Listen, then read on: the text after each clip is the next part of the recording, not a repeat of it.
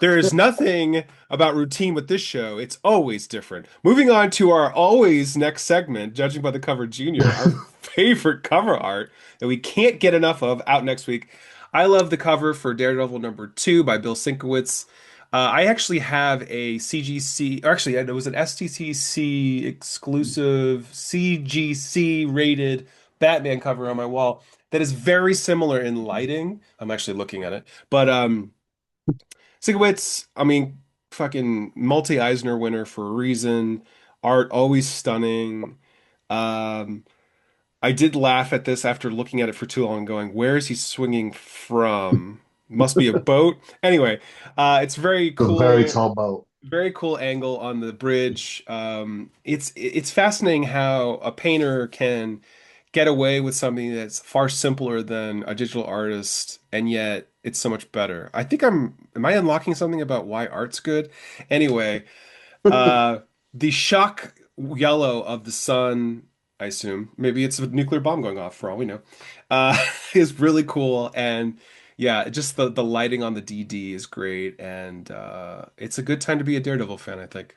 Yeah. I love the way he depicts the suit. It's very like formless and skin tight in a way that I don't think we always see. And And the like, way his foot is pointing, it's like acrobatic. yeah, I mean, he's obviously like a very agile character, but this really plays that up. I love that depiction of like he's almost elemental himself. Like he's, you Mm. know, a He's bit a of daredevil. yeah. I mean, He's it's a great. devil in the light.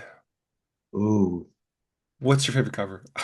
I decided to go with Tales of the Green Lantern Corps, Guy Gardner #1 by David Aja. I just love the way that he just kind of depicts Guy Gardner. Like this whole book is supposed to be like, I think the solicitation was like he's like the best and the worst of the Green Lanterns, and so like I love that like this says everything about that. Like that stupid haircut and that uniform that I like I kind of hate, but like in this depiction of it, I just think is like, oh, that's just how Guy is. That's just sort of the person that he is. Like he just thinks that this is the coolest thing in the world, and like he won't listen to anybody who says otherwise. And so like he's very much kind of himself. And like I also think it like oddly romanticizes this character who is not very romantic, but it doesn't kind of go overboard.